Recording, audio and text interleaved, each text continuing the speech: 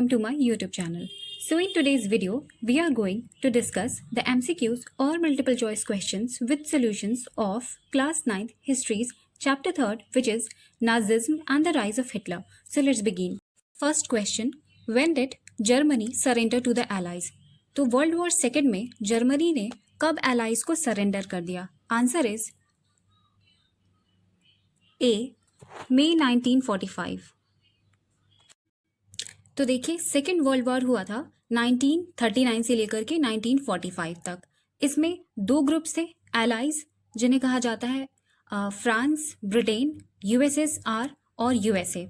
इन्हें मित्र राष्ट्र भी कहा जाता है हिंदी में।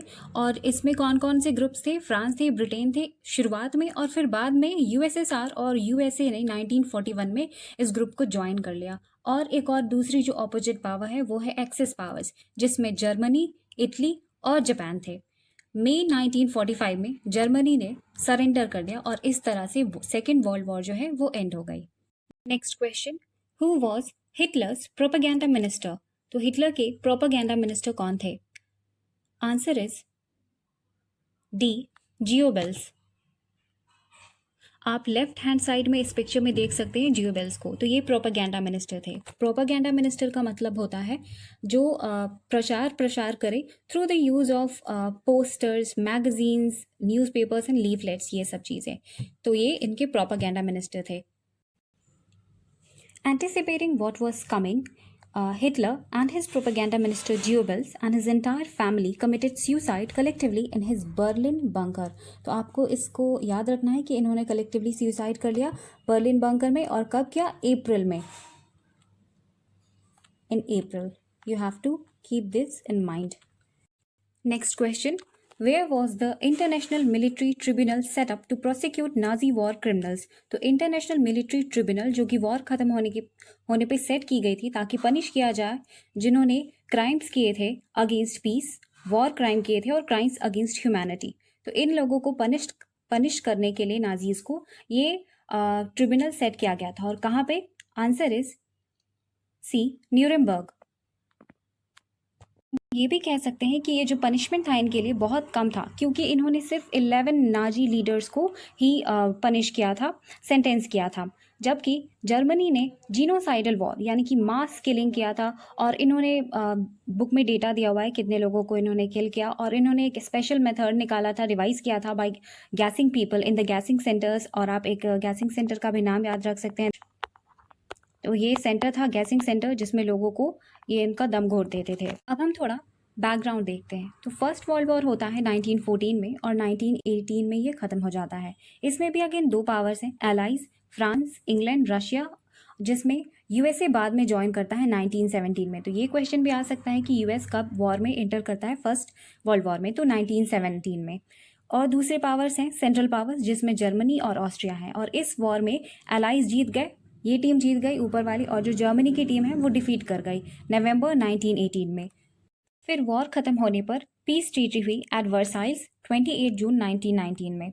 यहाँ पर जर्मनी पे बहुत ही हार्श कंडीशंस लगाए गए और इस एक तरह से हम कह सकते हैं कि इसके इंटरनेशनल ह्यूमिलिएशन इसको फेस करना पड़ा। जर्मनी ने अपने ओवरसीज कॉलोनीज को लॉस्ट किया, 13% टेरिटरीज को लॉस्ट किया, 75% आयरन, 26% कोल, और पूरी तरह से मिलिट्री को डीमिलिटराइज किया गया। यानी कि इसके जितने भी मिलिट्री पावर थी उसको कम से कम रिड्यूस कर दिया गया। कुछ कंडीशंस लगाए गए थे कि आपको इतने से ज़्यादा आर्मी में रिक्रूट नहीं करना है और इनको पे करना था 6 बिलियन यूरो। इन्होंने ऑक्यूपाई कर लिया राइनलैंड, जो कि बहुत ही रिच मिनरल वेल्थ में रिच एरिया था 1920 में। और फिर ये जो वॉर गिल्ट क्लॉज है, इसने पूरी तरह से जर्मनी को रिस्पॉन्सिबल ठहराया to the damage cause to the allies nation. जो भी डैमेज हुआ है वर्ल्ड वॉर में उसके लिए रिस्पॉन्सिबल जर्मनी है। और ये किसने बताया? वॉर गिल्ट क्लॉज ने।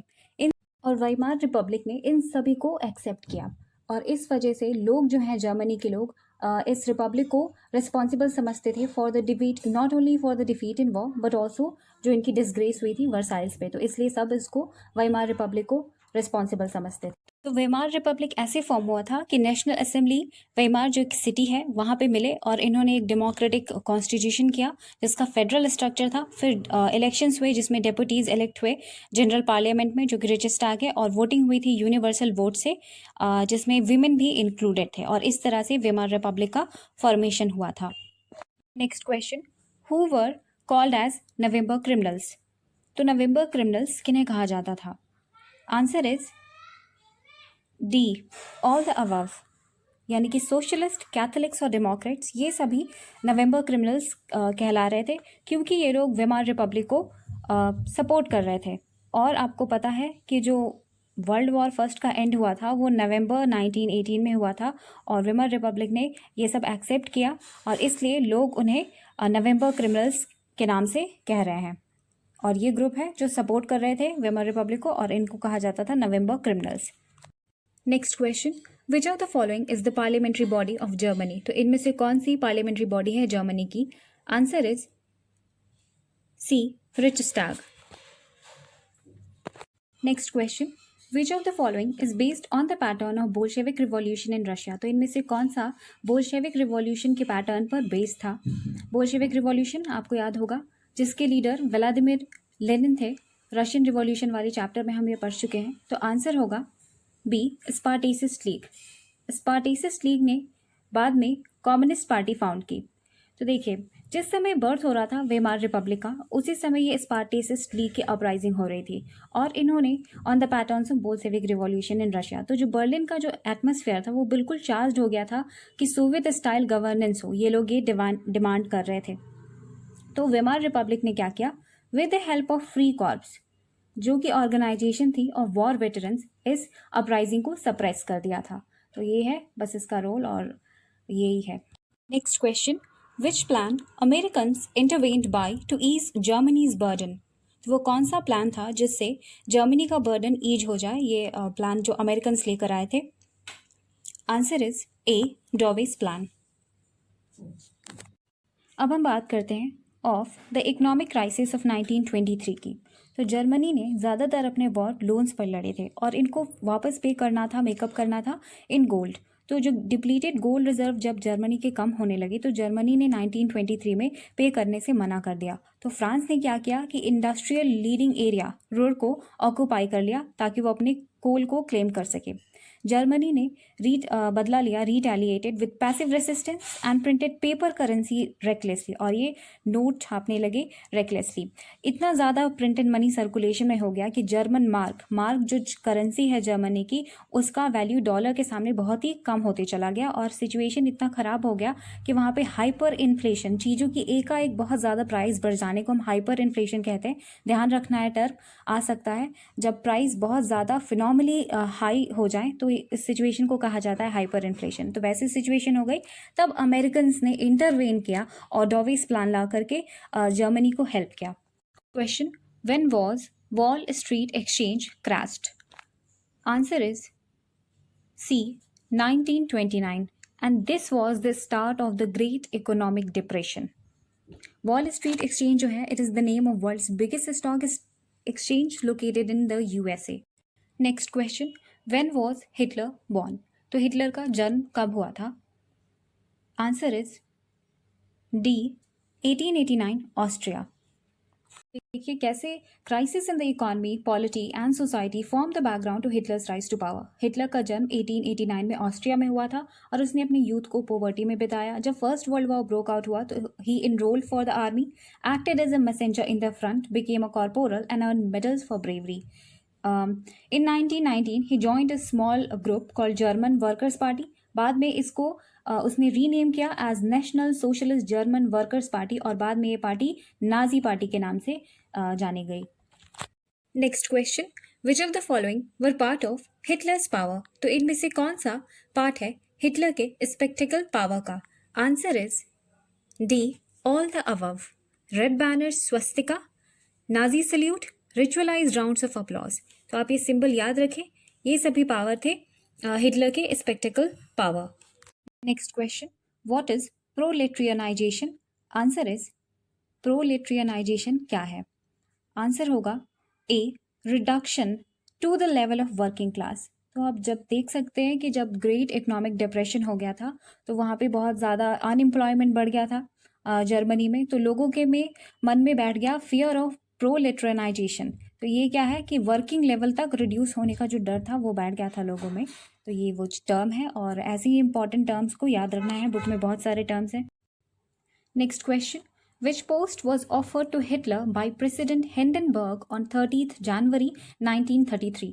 तो हिटलर को कौन सा पोस्ट ऑफर हुआ था by the president Hindenburg on 30 January 1933? Answer is A, chancellorship. ये पोस्ट ऑफर किया गया था हिटलर को। Next question, when was the famous enabling act pass? तो ये फेमस इनेबलिंग एक्ट कब पास हुआ था? Answer is B, 3 March 1933। इसने हिटलर को पावर दे दिया टू रूल बाय डिक्री। वहाँ पे डिक्टेटरशिप इस्टेब्लिश हो गया और हिटलर क्या बन गया? जर्मनी का फ्यूरर। अब हम देखते हैं कि हिटलर आखिर पावर में राइज कैसे हुआ। तो सबसे पहले देखिए, during great depression Nazism became a mass movement. Nazism एक मास मूवमेंट कैसे बन गया? क्योंकि जो इनकी जो पहले पावर में जो बॉडी है वेइमार रिपब्लिक, ये एक फ्रेजाइल बॉडी थी, कमज़ोर बॉडी थी। ये डेमोक्रेटिक सिस्टम पे काम कर रही थी और लोगों का ही इस पे भरोसा नहीं था कि ये कुछ, क्योंकि इसने ये लोग इसे रिस्पॉन्सिबल मान रहे थे कि इसने ये वर्साइल्स पीस ट्रीटी पे साइन किया है, एक्सेप्ट किया है डिफीट को, और लोग इस पे कॉन्फिडेंस नहीं रख रहे थे। दूसरा इसका ड्रॉबैक ये था कि आर्टिकल 48 इनके कॉन्स्टिट्यूशन में, जिसने प्रेसिडेंट को पावर्स दिए थे टू इम्पोज, आर्टिकल 48 याद रखना है, टू इसने प्रेसिडेंट को पावर्स दिए to impose emergency, suspend civil rights and rule by decree. और इस तरह से हमने देखा कि बहुत ज़्यादा एक्सटेंसिव यूज़ हो रहा था ये सब चीज़ों का, जिसके वजह से अल्टीमेटली लोगों का विश्वास जो है इसमें रहा नहीं, इस डेमोक्रेटिक पार्लियामेंट्री सिस्टम में। और इस समय लोगों को लगा कि नाजिज्म जो है वो लोगों के मन में बेटर होप्स जगाने लगी ऑफ फ्यूचर। इन्हें लगा कि अब फ्यूचर अच्छा होने वाला है और जर्मनी की जो डिग्निटी है वो रिस्टोर हो जाएगी। तो देखिए कैसे ग्रोथ हो रहा है। 1928 में नाजी पार्टी को सिर्फ 2.6% वोट मिले। फिर 1932 में ये लार्जेस्ट पार्टी बन गई विथ 37% वोट्स। फिर प्रेसिडेंट हिंडनबर्ग ने चांसलरशिप ऑफर किया हिटलर को 30 जनवरी 1933। यहाँ गलत है, 30 नहीं होगा, 1933। फिर देखिए पार्लियामेंट में मिस्टीरियस फायर ब्रोक आउट हो गई और इसमें किस पे इंजाम लगा? कम्युनिस्ट पार्टी पे। तो आप देख सकते हो भी हट गए, उन्हें पनिश किया गया। फायर डिग्री आया 28 फरवरी 1933, जिसने सस्पेंड किए सिविल राइट्स को और बहुत सारे कम्युनिस्ट को पनिश किया गया था। फिर पास हुआ इनेबलिंग एक्ट मार्च 3 1933, जिसने डिक्टेटरशिप इस्टेब्लिश कर दिया जर्मनी में और हिटलर को पावर मिल गया to rule by decree and Hitler became the Fuhrer of Germany. Next question, who was assigned the responsibility of economic recovery by Hitler? तो इकोनॉमिक को रिकवर करने के लिए, इकोनॉमी को रिकवर करने के लिए किसे रिस्पॉन्सिबिलिटी दिया था हिटलर ने? Answer is C, Hjalmar Schacht. देखिए, aimed at full production and full employment through a state funded work creation programme, this project produce the famous German super highways and the people's car Volkswagen. यहाँ poster भी देख सकते हैं। Next question, when did Germany invade Poland? तो Germany ने Poland पे कब attack किया? आंसर इज ए, सितंबर 1939। और यहीं से वर्ल्ड वॉर सेकेंड स्टार्ट हो गया। Next question, in September 1940 a tripartite pact was signed between. सितंबर 1940 में एक ट्राईपार्टाइट पैक्ट को साइन किया गया था और उसमें कौन कौन से मेंबर्स थे? Answer is B, Germany, Italy and Japan. अब हम देखते हैं कि हिटलर की फॉरेन पॉलिसी क्या थी। सबसे पहले तो Hitler pulled out of League of Nations in 1933। उसने पावर गेन करने के बाद लीग ऑफ नेशंस से बाहर निकल आया। लीग ऑफ नेशंस क्या थी? एक ऑर्गेनाइजेशन थी जो कि फर्स्ट वर्ल्ड वॉर खत्म होने के बाद सेट की गई थी। जैसे कि अभी हमारे पास यूनाइटेड नेशंस ऑर्गेनाइजेशन है, वर्ल्ड में पीस, सिक्योरिटी और हार्मोनी बनाए रखने के लिए लीग ऑफ नेशंस शुरू किया गया था, जिसमें मेंबर था जर्मनी, पर हिटलर उसमें से बाहर निकल आया। फिर हिटलर ने राइनलैंड को ऑक्युपाई कर लिया 1936 में। ही integrated Austria and Germany under the slogan one people one empire and one leader. तो आपको ये स्लोगन याद रखना है कि इस स्लोगन के अंडर ही integrated Austria and Germany. Hitler invaded Poland in 1939 और यहीं से वर्ल्ड वॉर सेकेंड स्टार्ट हो गया। फिर देखिए, tripartite pact was set up in September 1940। Then Hitler attacked Soviet Union यानी कि रशिया 1941, जो कि वर्स्ट हिस्टोरिक ब्लंडर है, और यहीं से जर्मनी का डिफीट होना चालू हो गया. Then Japan bombed USA at Pearl Harbor. Pearl Harbor जो पोर्ट है, सी पोर्ट है, वहाँ पे जापान ने अटैक कर दिया यूएसए को, जिसके वजह से, जिससे नाराज़ होकर यूएसए वॉर में इंटर कर गया एलाइज के तरफ से. और ये किस टीम में है जापान? जर्मनी के साथ वाले टीम में है. और यूएसए, फ्रांस, यूएसएसआर, ब्रिटेन, ये सब एलाइज हैं. तो इन्होंने फिर यूएस इंटर हो गया वॉर में. और फिर फाइनली कैसे हुआ कि USA dropped atom bomb on Hiroshima in Japan, और इससे वॉर एंड हो गया मई 1945 में, और जर्मनी ये सब सरेंडर हो गए. Next question, Hitler's racism was borrowed from thinkers like. तो हिटलर जो रेसिज्म करता था वो उसने उसे किस थिंकर्स के आइडियाज से जस्टिफाई किया है? Answer is A, Charles Darwin and Herbert Spencer. हमें ध्यान रखना है कि ये दोनों कोई रेसिज्म प्रमोट नहीं कर रहे थे. ये दोनों तो साइंटिस्ट थे. Darwin was a natural scientist who try to explain the creation of plants and animals through the concept of evolution and natural selection. Herbert Spencer later added the idea of survival of the fittest. तो ध्यान रखना है कि बस अपने ideology को justify कर रहा है हिटलर. देखिए, हिटलर की आइडियोलॉजी डार्विन और स्पेंसर पे बेस्ड है. और कहाँ हम कह सकते हैं कि कहाँ से इन्फ्लुएंस्ड है? तो इट इज़ रिलेटेड टू लेबेंसरॉम. लेबेंसरॉम का मतलब है लिविंग स्पेस. ये चाहता था ज़्यादा से ज़्यादा फॉरेन टेरिटरी को कंक्योर करके प्योर नॉर्डिक जर्मन्स को, आर्यंस को वहाँ पे इस्टेब्लिश करना. Next question, which of the following were considered at the lowest रंग. तो सबसे लो लेवल पे कौन से ग्रुप को कंसिडर किया जाता था? Answer is D, Jews. तो अब हम समरीज देखेंगे कि कौन कौन से डिफरेंट ग्रुप प्रेजेंट थे और उनके स्टेटस के बारे में at the time of Hitler. तो blond blue eyed Nordic Germans were considered at top position and they were also considered as desirables. इनको टॉप पोजीशन पे रखा गया था और इन्हें डिज़ायरेबल कंसिडर किया जाता था. ये हिटलर चाहता था कि यही रेस जो है, आर्यन रेस जो है, वो स्प्रेड हो हर जगह. ज्यूज जो थे वो सबसे लोएस्ट रैंक पे थे और ये वर्स्ट सफरर्स भी थे. सबसे ज़्यादा सफ़र इन्होंने किया है. एंटी रेस है ये, आर्क एनिमीज ऑफ आर्यंस, मतलब बिल्कुल दुश्मन कंसिडर किया जाता था इनको आर्यन रेस का. और इतना हेट क्यों करते थे इन्हें? क्योंकि Jews were stereotyped as killers of Jesus Christ and they lived in a separately marked areas called, ये ऐसे एरियाज में रहते थे, स्पेशल टर्म है इनके लिए, गेटोस. और इन्हें कंपेयर किया जाता था रैट से, वर्मिन से, पेस्ट से.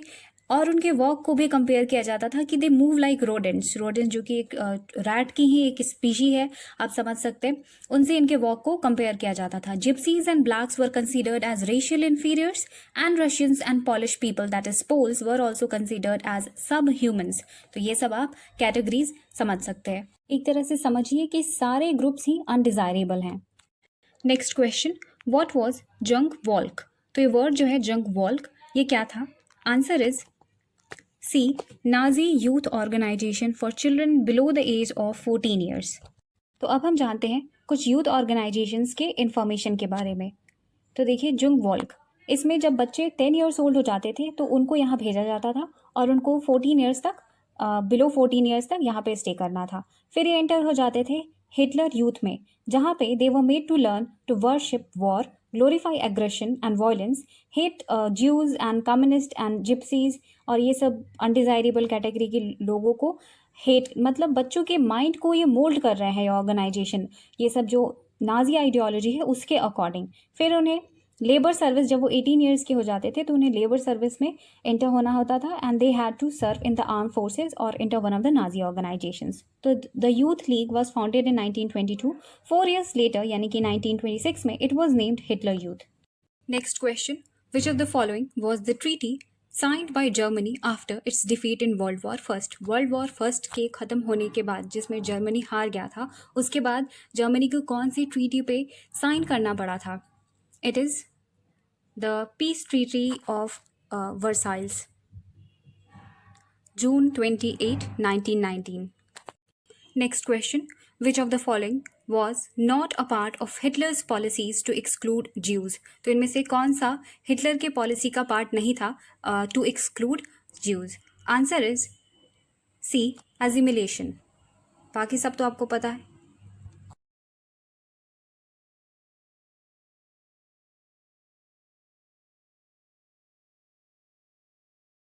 Next question, which of the given parties came to be known as Nazi party? तो इनमें से कौन सा पार्टी था जो बाद में नाजी पार्टी के नाम से जाना गया?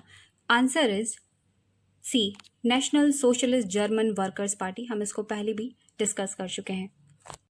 Next question, which of the following was the immediate factor for the great depression of 1929 to 1932? जो ग्रेट इकोनॉमिक डिप्रेशन हुआ था उसका इमीडिएट फैक्टर जो था वो कौन सा था? तो इमीडिएट फैक्टर है collapse of wall Street exchange. अब हम थोड़ा विमेन के स्टेटस के बारे में जानते हैं। Eight the time of Adolf Hitler, Hitler बिल्कुल भी मेन और विमेन की इक्वालिटी में बिलीव नहीं करता था। हिटलर के टाइम पे बॉयज़ को सिखाया जाता था to be aggressive, masculine and steel hearted, और girls were told to rear pure blooded Aryan children और race. Women with racially desirable kids were awarded and those with racially undesirable kids were punished. और women को एक code of conduct follow करना था और उनको बिल्कुल भी अलाउड नहीं था उससे डेविएट करना, यानी कि उन्हें कोई भी कॉन्टैक्ट नहीं रखना था with Jews and Poles and all the undesirables, otherwise they were punished. और to encourage women to produce children, honour crosses were given, bronze crosses were given for 4 kids, silver crosses were given for 6 kids, and gold crosses were given for 8 and more children. Next question, what was Eternal Jew? Eternal Jew क्या था? Answer is B, a propaganda film made to hate Jews. Next question, the Soviet Red Army inflicted a crushing and a humiliating defeat on Germany at, तो जो Soviet army, हमें पता है कि Germany ने USSR पे अटैक किया था जून 1941 में, जिसे हम कह रहे थे बिगेस्ट हिस्टोरिक ब्लंडर। तो देखिए क्या हुआ था कि इस तरह करने पे हिटलर ने अपना जर्मनी के वेस्टर्न फ्रंट को एक्सपोज कर दिया था ब्रिटिश एरियल बॉम्बिंग को, और ईस्टर्न फ्रंट को एक्सपोज कर दिया था to the powerful Soviet army. तो ये डिफीट हो गए कहाँ पर? Answer is A, Stalingrad. उसके बाद क्या हुआ, जो सोवियत रेड आर्मी थी उन्होंने रिट्रीट कराया जर्मन सोल्जर्स को until they reach the heart of Berlin and establishing Soviet hegemony over the entire eastern Europe for half a century thereafter. तो अब हम देखेंगे द आर्ट ऑफ प्रोपेगेंडा की समरी। इसमें हम देखेंगे कि कैसे हिटलर और नाजी पार्टी ने कुछ स्पेशल वर्ड्स को ऑल्टर मतलब यूज़ किया है ताकि उनका जो डीड है वो छुप सके। देखिए, इथोनेशिया प्रोग्राम, ये टर्म याद रखना है, हो सकता है आ जाए। इसमें मेंटली और फिजिकली अनफिट जर्मन्स को किल किया गया। स्पेशल ट्रीटमेंट और फाइनल सॉल्यूशंस, ये वर्ड्स ज्यूज़ के लिए यूज़ किए जाते थे, मतलब डायरेक्ट किलिंग ना बोल के ये स्पेशल टर्म्स का यूज़ कर रहे हैं क्योंकि इन्हें अपने डीड को छुपाना था वर्ल्ड से। इथोनेशिया हम डिस्कस कर चुके हैं ज्यूज़ के लिए। डिसइंफेक्शन, सिलेक्शन और evacuation, reporting to gas chambers like Auschwitz, and they looked like bathrooms with fake showers labeled as disinfection area. Nazi killing operations were also called as Holocaust. अब हम देखेंगे कुछ राइटिंग्स के बारे में। तो पास्टर, जो कि एक रेसिस्टेंस फाइटर थे, उन्होंने कुछ लाइंस लिखी हैं about the suffering of the people of Germany, कि कैसे लोगों के अगेंस्ट ये सब किया जा रहा था जर्मनी में। और देखिए फिर चार्लोट ने क्या लिखा है। चार्लोट ने सीक्रेटली रिकॉर्ड किए हैं people's dream diary, the third Reich of dreams, ये नाम याद रखना है। इसमें ये किसके बारे में है? ज्यूज़ में, about believing them to stereotypes. ऐसा हुआ था, ऐसा माहौल हो चुका था कि जिसमें ज्यूज़ भी अब बिलीव करने लग गए थे वहाँ पे कि जो भी इनके बारे में स्टीरियोटाइप्स है कि उनका हुक्ड नोज़ है, वो रोडेंट्स की तरह चलते हैं और ये सब चीज़ें। तो ये सब ऐसा मेंटालिटी क्रिएट हो गया था एटमॉस्फेयर में कि अब ये लोग भी बिलीव करने लगे थे ये सब चीज़। तो ये सब स्टीरियोटाइप्स के बारे में और पीपल ड्रीम के बारे में चार्लोट ने लिखा है in the third Reich of dreams. तो अब हम कुछ रैंडम फैक्ट्स जानते हैं। मेन कैम्प जो ये बुक है ये बहुत ही इंपॉर्टेंट है, हिटलर की बुक है ये, और इसको याद रखें। डायरेक्टली बुक में नहीं लिखा हुआ है लेकिन ये इंपॉर्टेंट है हिस्ट्री के पर्सपेक्टिव से। मेन कैम्प तो याद रखें। और देखिए, Denmark secretly rescued their Jews. तो अगर पूछा जाए कि कौन सी कंट्री थी जिसने अपने ज्यूज़ को सीक्रेटली रेस्क्यू किया, तो वो कंट्री है डेनमार्क। ठीक है।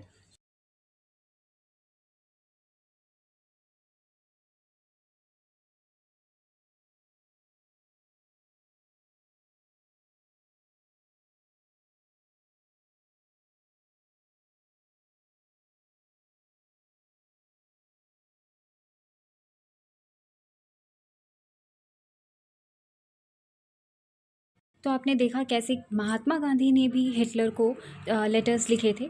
तो ये सब इम्पॉर्टेंट है। इस वीडियो में जो भी बोला गया है वो इम्पॉर्टेंस रखता है कुछ ना कुछ, और हर क्वेश्चन हर टॉपिक का क्वेश्चन नहीं किया जा सकता, इसलिए उसे नोट्स बना के दिया गया है। तो आपको सारी बातों पे ध्यान देना है। साथ ही साथ क्या करना है कि बुक में जो भी ग्रीन कलर के बॉक्सेस में जो टर्म्स दिए हुए हैं, जैसे कि वॉल स्ट्रीट एक्सचेंज क्या है, नॉर्डिक आर्यंस कौन थे, जिप्सीज कौन है होते हैं, कंसंट्रेशन कैंप्स क्या होता है, हाइपर इन्फ्लेशन क्या है, ये सारा आपको अपनी बुक में ज़रूर देखना है।